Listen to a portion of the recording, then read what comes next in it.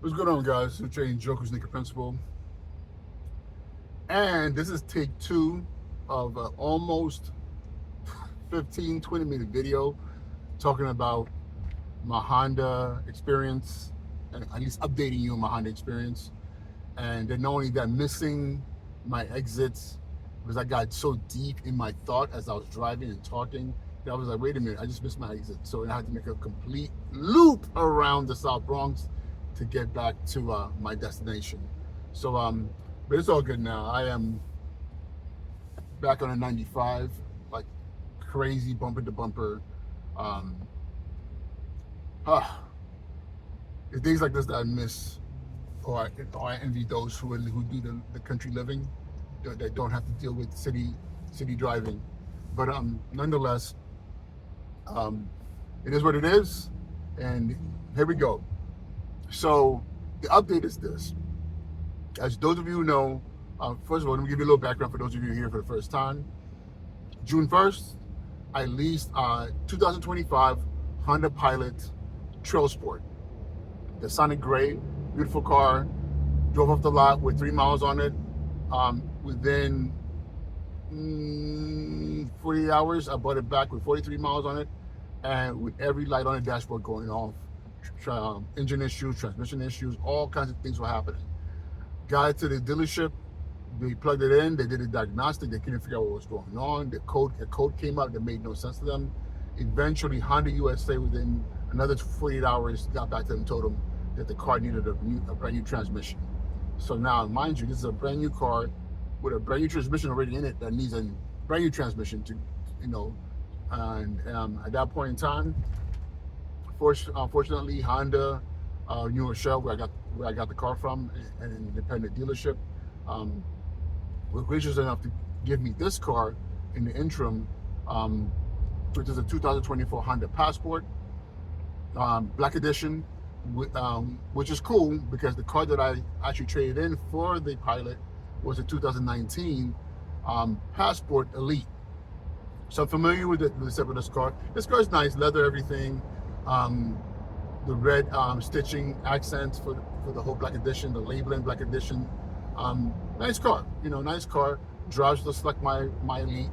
Of course, being a 2024, there are definitely some cool little benefits in the upgrades. So you can't go wrong with upgrades. But the car that I wanted was the Pilot. So now today is the 29th. So it's been almost 2 months, going on 2 months since this whole entire thing started with Honda, and now I'm in a position now where I was informed a couple of weeks ago that Honda decided to give me a new car, versus originally they wanted to replace the transmission, which to me was weird because why would I, like literally a car that I just got, like why would I want to be in a car whose transmission was just replaced, brand new? Who goes into a car for the purpose of being in a vehicle that needs a new engine and new anything when it's supposed to be brand new, right? So they finally, are doing right by me and gave me a new car. So that was a couple of weeks ago. The original delivery date got pushed back to this week. So I got a call on Friday saying, listen, on Monday, come through, the car's gonna be ready for you. So now that's the exciting news for today. I'm going in this afternoon after work. After I pick up the kids from camp, take them home to your mom, and we're heading out to a Honda to dissolve the original contract for the first 2025 Pilot Trailsport, to now sign a contract for a brand new, same color, same everything, 2025 Trailsport. So exciting. But however, over the course of the past month, I've been doing deep dives into Honda. My Pilot, not my Pilot, my Passport 2019 was my first Honda, quotation marks. Prior to that, I did have a TRX Acura, a sedan. which was a sports sedan, which was amazing. And it's still within the Honda family because Acura is the luxury brand of Honda. So I've had that car. Now I've been driving this for a month, the 2024 Passport.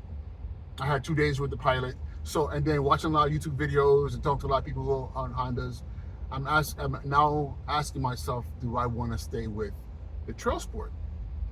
Is this the best car for my needs at this point? Especially seeing that now I've had some time to do research, to talk about Honda, my experience, and everything else. So I just want to share with you a couple of things that I'm thinking about. Number one, I'm thinking about whether or not I should stay with the Trailsport trim or consider possibly looking at the Elite or the Black Edition. There are a couple of amenities that the Trailsport doesn't have, and a big one for me is the ventilated seats. I had that in my Elite, and I have that right now in this loaner. And it's clutch time when it's hot outside and you gotta get in the car after it's been in the sun. Being able to auto start and know that the car now is cooling the seats is a big deal. Man, you don't even know. But the worst thing you can do is go try to get in the car and you try to get rushed to go somewhere and the car is hot and you have to be like, either struggle with getting your legs burnt or give your car a few minutes to cool off before you can even go get on the road, and the whole entire time you're burning time. So that's something that I'm thinking about. Then the other thing too is the fact that with the Trailsport you're talking about synthetic seats versus all the other seats, which is not a big deal, but something to consider. The infotainment system, the much bigger screen. I think the Trailsport has the 7-inch versus the 10 or bigger that you have with the Elite or Black Edition.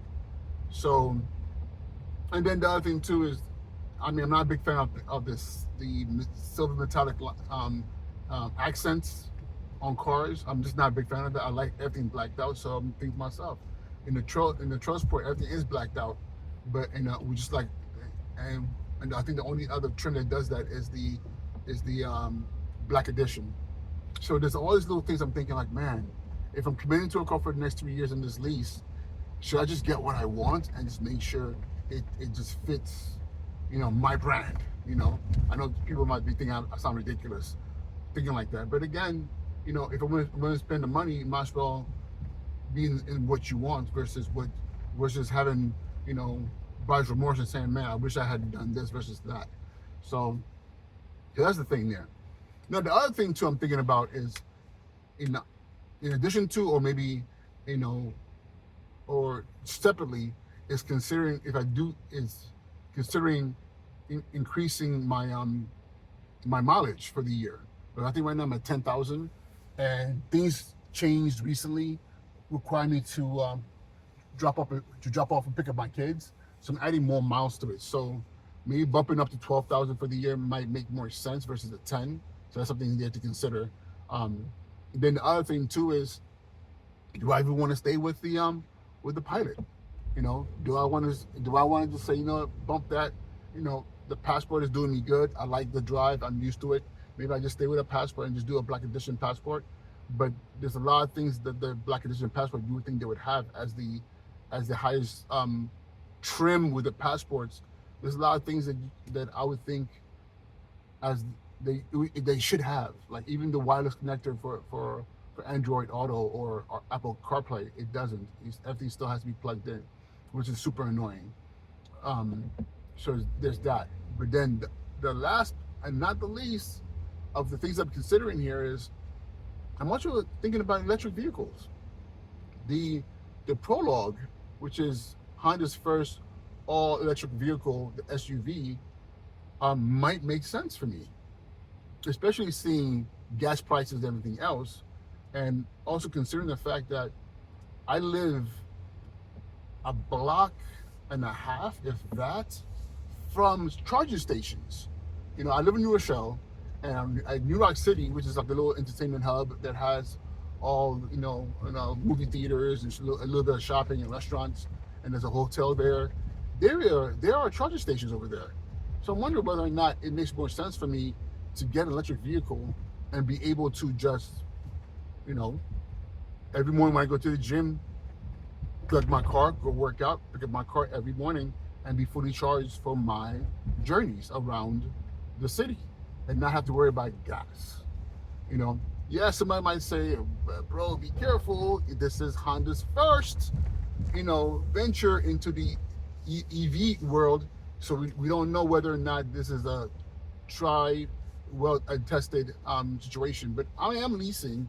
If there are anything major that has to do with the vehicle, that has nothing to do with me, but has to do with their manufacturing issues, um, it should be covered. You know, the only thing now is I'm giving up on the bigger car because I wanted the Pilot as a bigger vehicle, but now I'm like, maybe the electric car, the tax credits and everything else might be a good thing. So I'm just saying that I have a lot of options, a lot of things to think about, a lot of things to consider, a lot of questions to ask. And I'm hoping that that today's um, sit down with Honda New Rochelle will will allow me to make the best possible decision, you know, in as a sign a 3-year commitment, a 3-year lease for this vehicle.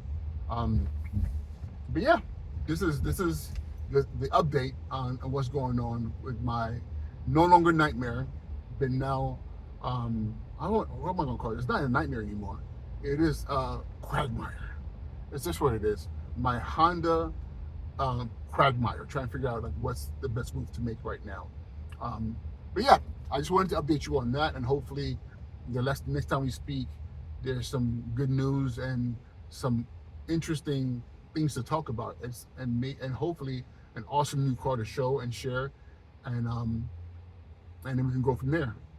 Uh, yeah, that being said, guys, thank you so much for joining me on this journey.